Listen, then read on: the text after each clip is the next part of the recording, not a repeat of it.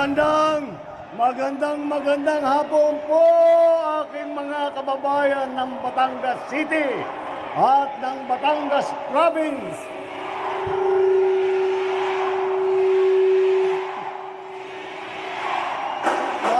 Maraming salamat po.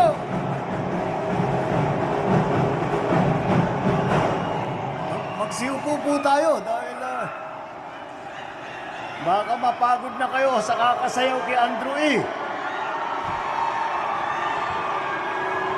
Magandang hapon po.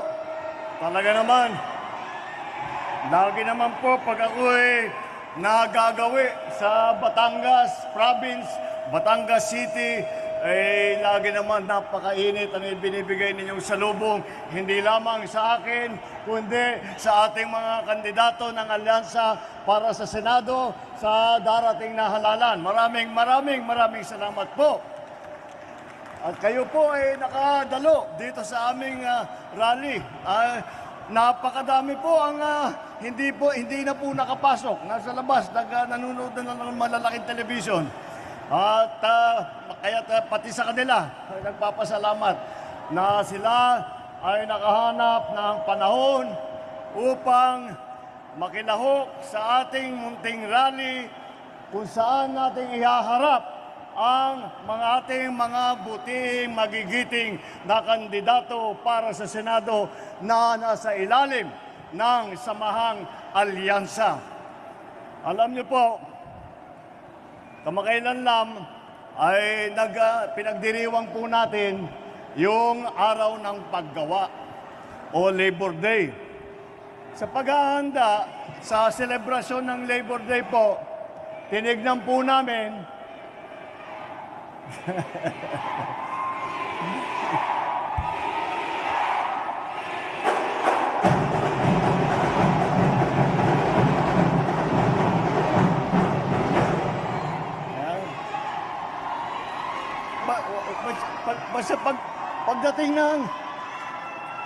basta pagdating ng 12, huwag nyo isusulat yung BBM, ha? Hindi ako kandidato. Ito yung mga kandidato, huwag yung kakalimutan. Kaya po tayo nandito.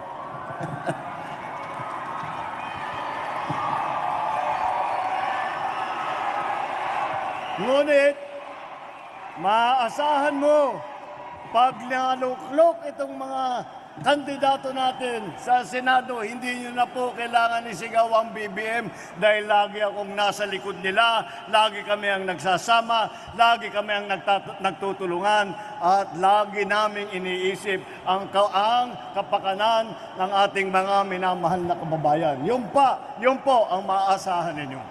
Kagaya po ng aking nabanggit, pinagdiriwang po natin ang Labor Day. At bilang paghanda sa araw na yun, dahil napakahalaga po ng ating mga manggagawa. Para sa akin po, ang pinakamalaking puhunan ng Pilipinas ay ang ating mga manggagawa.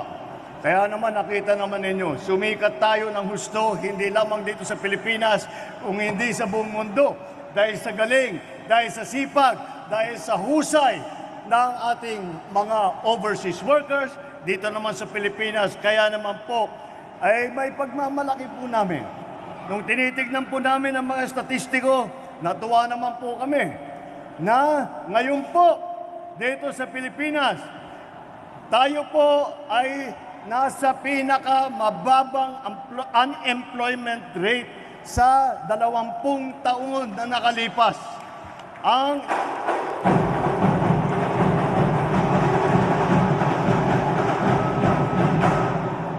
Kaya naman po, dahan-dahan makikita natin, pinaghahanda po natin ang ating ekonomiya upang lumago, upang lumakas, at lahat po ng maaring gawin upang dalhin po natin ang mga malalaking planta, ang malalaking investor dito sa Pilipinas.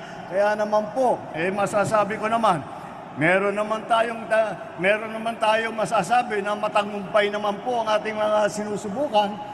Dahil trilyon na po na piso ang pumapasok na investment dito sa Pilipinas. Alam niyo po, may kinalaman po itong isang anak ng Batangas dito dahil alam niyo naman, Secretary of Finance natin po, si Secretary Ralph Recto. Ngunit hindi lang po para sa mga manggagawa. Marami na rin po tayong nasimulan.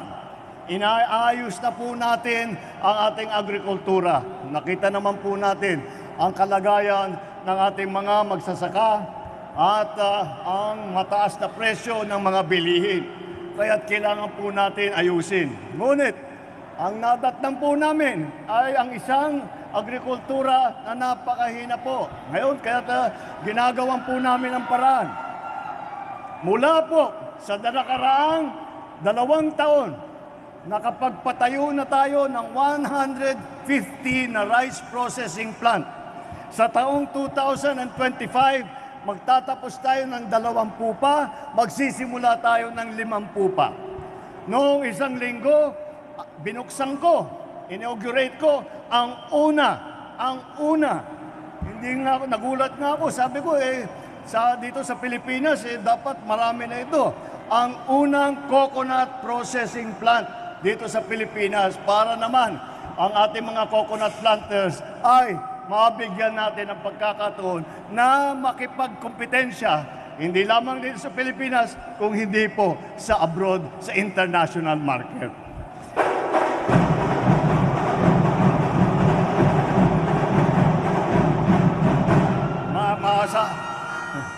Ang infrastruktura po, napakarami nating nasimula na proyekto, na programa. Ay siguro lahat po ay mga para maging mas mabilis ang pagpunta ng ating mga kababayan, ang pagtransporta ng ating mga bilihin mula sa mga magsasaka hanggang sa merkado po. Ginagawa po natin lahat yan. At para sa mga, lalo na sa mga trabahador, lalo na sa Maynila, alam naman ninyo, napakalaki ng problema ng traffic. Kaya ginagawan po natin ang paraan. Bago po ako matatapos bilang Pangulo, magkakaroon na tayo ng subway dito sa Pilipinas. Yung subway, yung tren na dumadaan sa ilalim ng lupa. Yung nakikita po natin, dati nakikita lang natin sa sine yan. Meron na po tayo dito sa Pilipinas niya.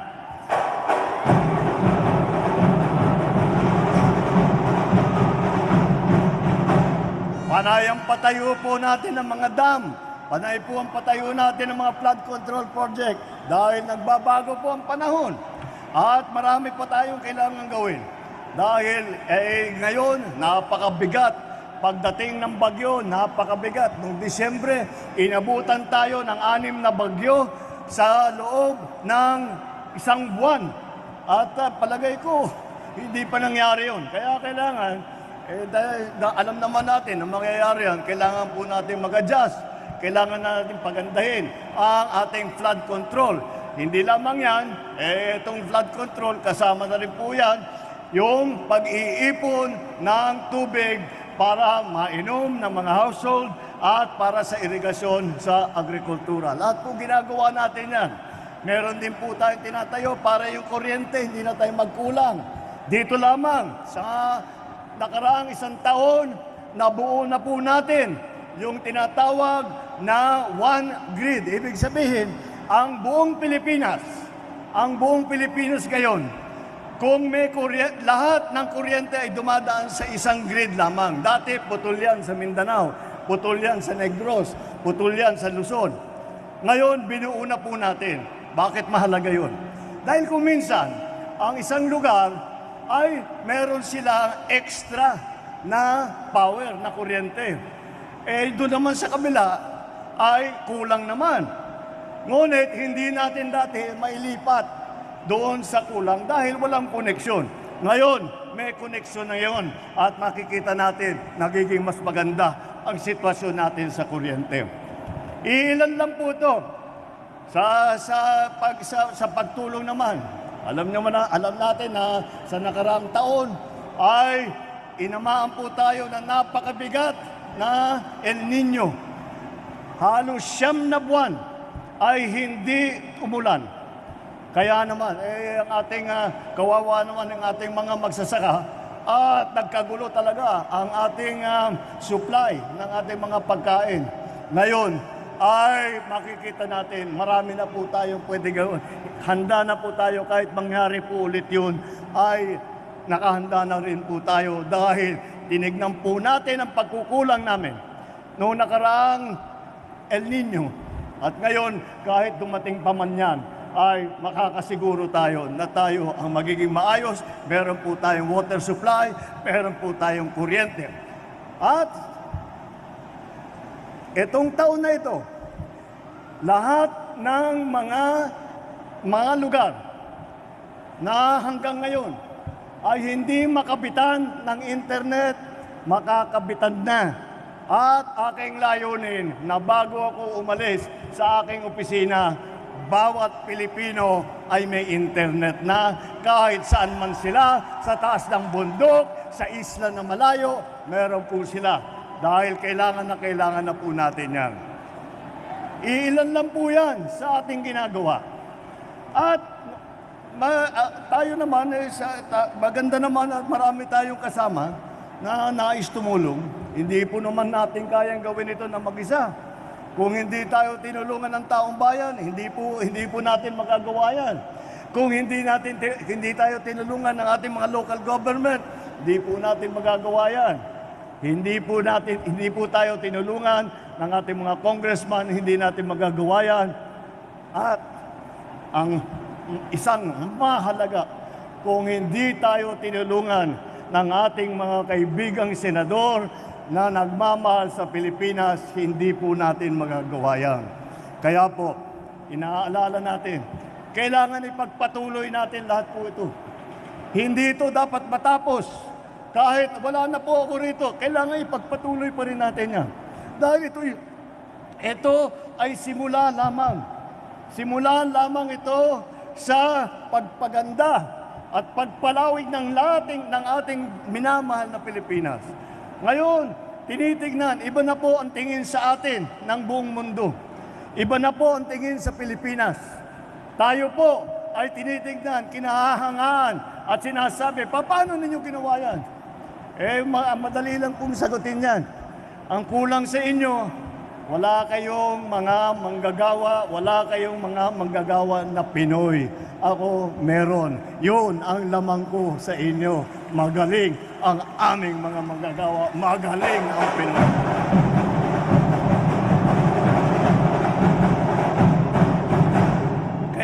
Kaya naman po, mahalaga. Kung minsan sinasabi yung midterm election, wala naman nagbabago dyan. Ngunit, isipin po ninyo, kaya mahalaga itong eleksyon na ito. Dahil lahat itong sinimulan natin ay napakalaking bagay at hindi magagawa yan ng madalian. Kaya kailangan maipagpatuloy natin. Alam naman po natin, lalo na kami na nasa serbisyo publiko, alam naman po natin na lahat ng aming ginagawa ay hindi na po para sa amin. Yung iba rito, hindi na namin makikita. Para sa ating mga anak ito, para sa ating mga apo ito, para sa mga Pilipinong susunod sa atin. Kaya po natin ginagawa ito. Kaya't kailangan na ipagpatuloy. Kaya po, hinaharap ko po sa inyo ang ating mga kandidatong para sa senador na tutulong sa atin na ipagpatuloy ang ating sinimulan, ipagpatuloy ang pag-uunlad ng ating bansa, na ipagpatuloy ang lahat ng magagandang gawain para bigyan ng mas magandang buhay ang bawat Pilipino. Sino-sino ba? Sino-sino ba itong ating mga kandidato? Ako naman, malakas ang loob ko, sabi, mga bigate nito. Hindi, kilala ninyo lahat ito. At nakita naman ninyong record nila, narinig nyo na po, nagsalita kung ano yung kanilang nagawa na. Narinig nyo naman po ang kanilang ninanais na gawin kapag sila ay umupo bilang senador. At nakikita naman natin sa kanilang lahat na sila ay tapat sa kanilang pagmamahal sa Pilipino.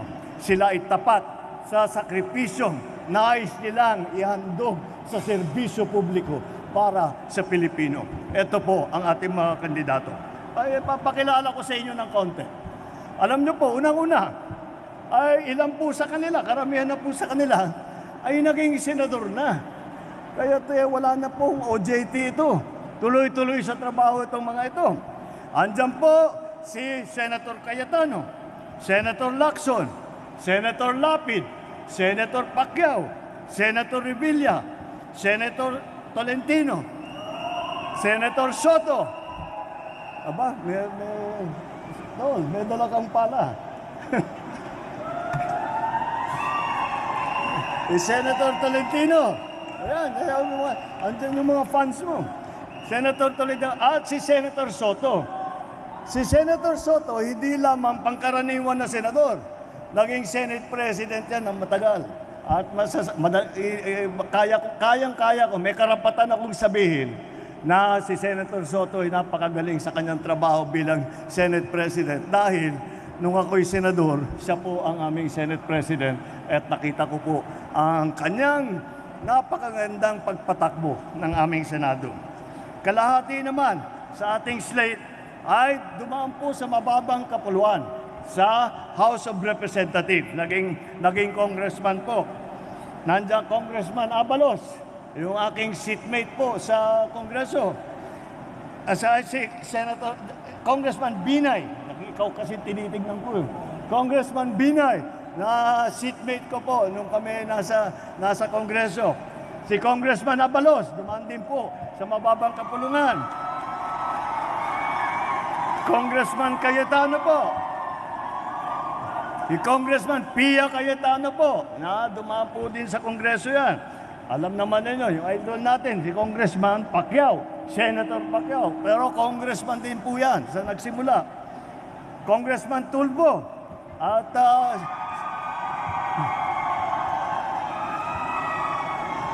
wala na po rito yung masasabi mong bagito po sa pagsusulat ng batas. Alam na po nila ang trabaho po nila. At apat naman po sa ating slate ay nagsilbi bilang cabinet level official. Unahin po natin, unang-una po,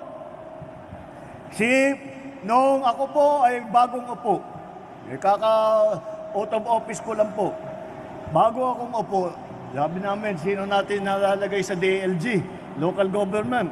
Dahil kailangan yung lalagay natin ay malalim ang pag-uunawa sa mga issue, sa mga patakbo ng ating local government. At kailangan yung taong yan ay makahanap ng paraan upang pagsamahin, i-coordinate ang national government at saka local government. Ay, meron naman po tayong kilala na magaling. Kaya naisip ko po, yung dating mayor po ng Mandaluyong. Ito po, si Mayor Benher Abalos na naging Secretary Benher Abalos ng DLG.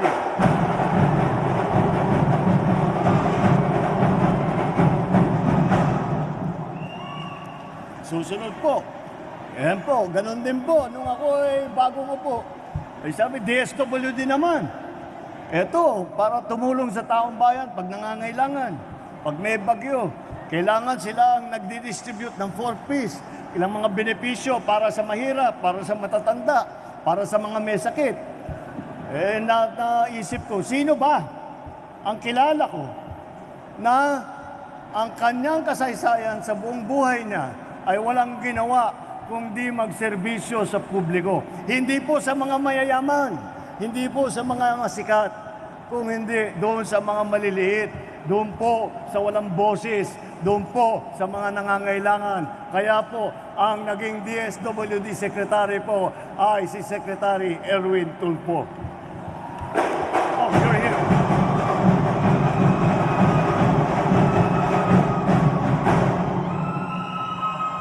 Isa pa po, na naging cabinet level na opisyal, si Senator Tolentino. Siya po ay naging chairman ng MMDA. Siya po ang naging chairman ng MMDA. Ano ba yung MMDA? Metro Manila Development Authority. Ngunit, noong siya ang chairman ng MMDA, hanggat kaya ng kanyang ahensya, ay siya'y tumutulong kahit na lumalabas na kuminsan sa Metro Manila. Basta't meron siyang nakikitang problema na kayang tulungan, nakikita niyo po si Senator Chairman Tolentino ng MMDA.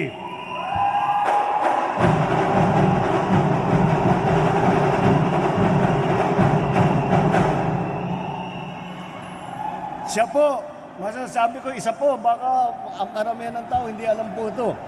Kami po ay, dahil po yung mother ko, tiga Leyte po, kaya nung dumaan yung Yolanda, pumunta po kami kaagad doon.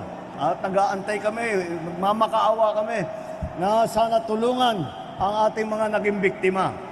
Alam niyo po, makakagulat, ang unang dumating na may dating na tulong ay ang MMDA na ang una kong nakita ay ang Chairman Francis Tolentino na unang nagdating. Yan po ang ating kandidato para sa Senado.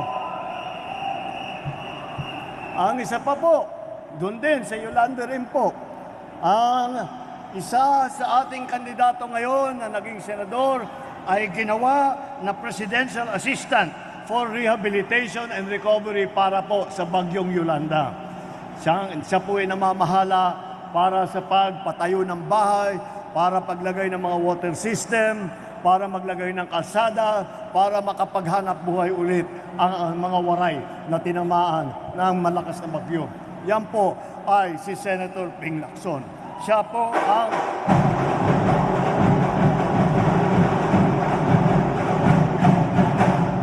Senator Ping Lacson, hindi lang po yan ang hinawakan niya ngayon siya. Mas mabigat pa. Alam niyo naman, si Senator Ping Lacson naging hepe ng PNP sa buong Pilipinas. Isipin niyo po, ilan libo yun na pulis na kailangan niyang hawakan, kailangan i-organize, kailangan niyang ayusin ang patakbo. At yan po, napakahirap at masalimuot na trabaho po yan. Ngunit, hindi lang niya pinasok yung trabahong yan. Ngunit, may pagmamalaki niya. Hindi nagmamalaki yan. Ako na magmamalaki para sa kanya. May pagmamalaki niya na nung panahon niya bilang hepe ng PNP, yun ang panahon, ang pinakamataas na approval rating ng PNP sa buong kasaysayan ng PNP hanggang po ngayon.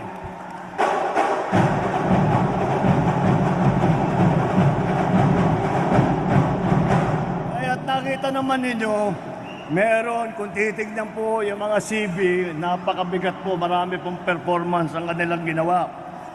Dahil nga, ilan po naman sa kanila ay naging gobernador. Ang naging gobernador, alam nyo po, siguro alam naman ninyo kung sino mga naging gobernador dito sa grupo namin. O, sino dito ang naging gobernador ng lalawigan ng Pampanga? Oh, pambihira naman, idol natin lahat yan, kilala natin lahat yan. Governor Lito Lapid ng Pampanga po.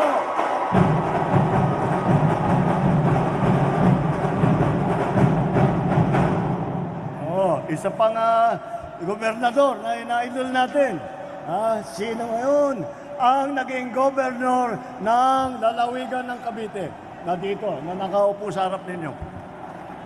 Pambira, hindi alam na. Ikaw kasi hindi ka mayabang Dapat pinagmamayabang mo yan Governor ng lalawigan ng Cavite, Governor Bong Revilla.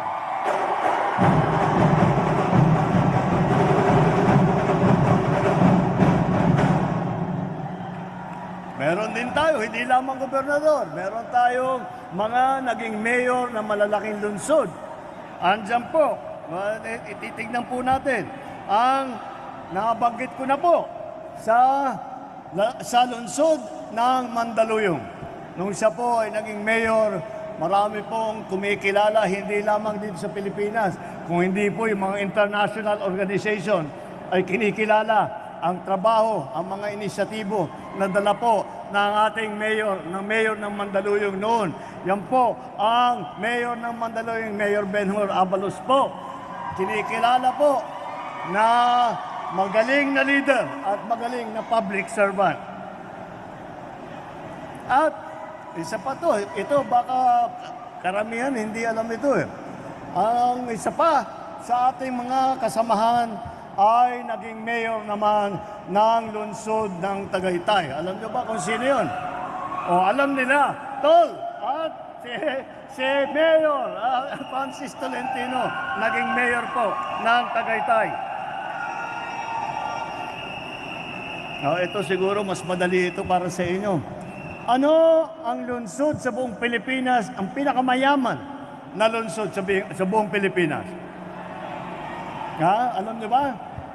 Tama, Makati. Sabi, kuminsan kami ako, gobernador ako dati.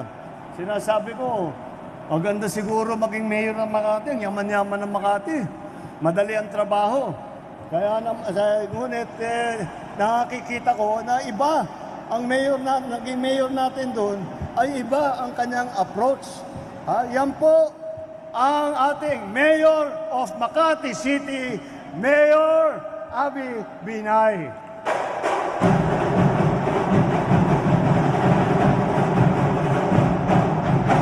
At alam niyo po, dahil matagal ko na pong kaibigan, alam ko na po yung kanyang gawain. So, totoo nga, pagka nasa Makati, limpak-limpak ang salapi ng city government. Anong ginawa na ron? Hindi na po winaldas yung kanyang nakapahirapang inipon na pondo. Ang ginawa po niya sa kanyang malaking pondo ay namigay po ng benepisyo. Libre po lahat para sa matatanda, para sa may sakit, para sa mga sa mga kabataan, para sa education. Lahat po ay binigay na po ng Makati City dahil sa kagandahan ng kalooban ng kanilang Mayor Abby Binay. At hindi lang po, siyempre, ang Pilipinas, lagi natin binibigyan ng halaga ang ating mga kababaihan.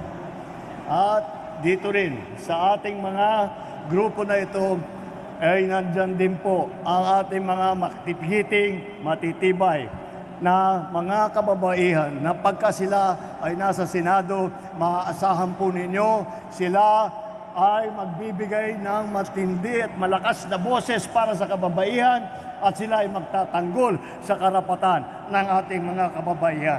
Kaya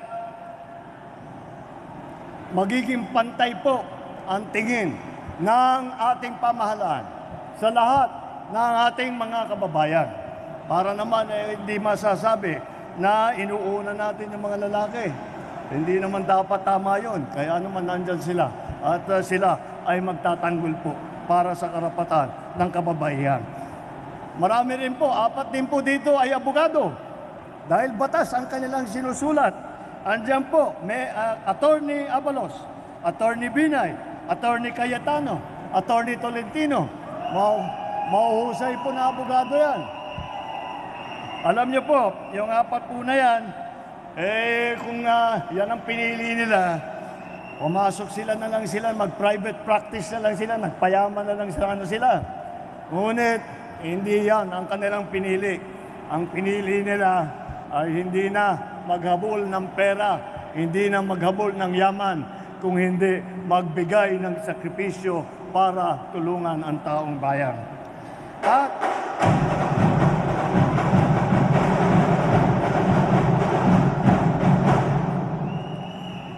sa tinatawag na geographical representation naman, nakakalat din po ang pinanggalingan ng ating mga kandidato.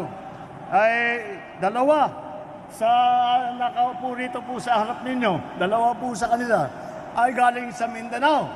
Alam na ninyo, ang ating champion Manny Pacquiao ay tiga Bukidnon, tiga Sarangani at Jensan.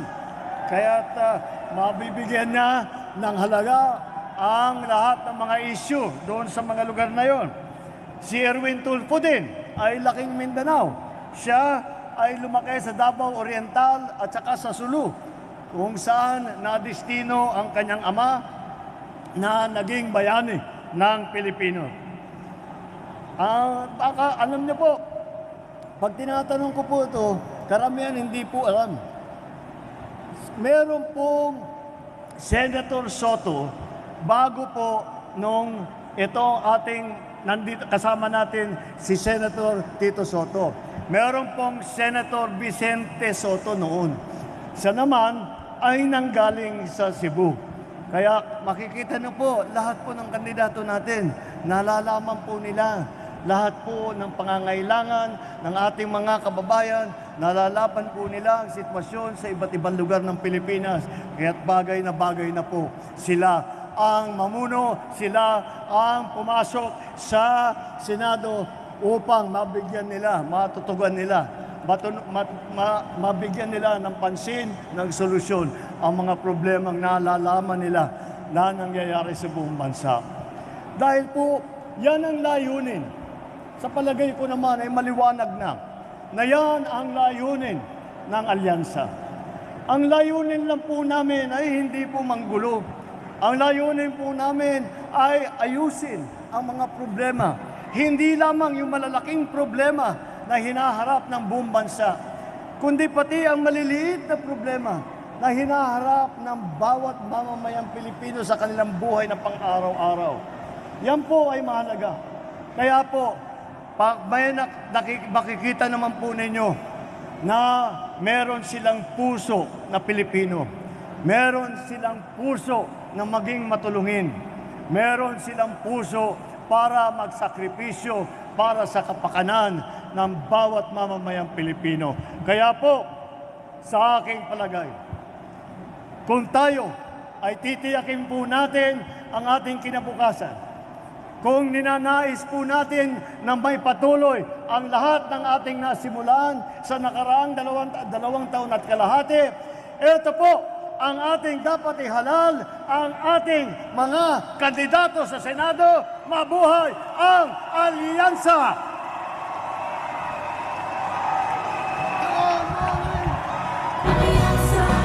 Ang Pangulo ng Republika ng Pilipinas, Ferdinand R. Marcos Jr. Isang masigabong palakpakan para sa alyansa, para sa bagong Pilipinas!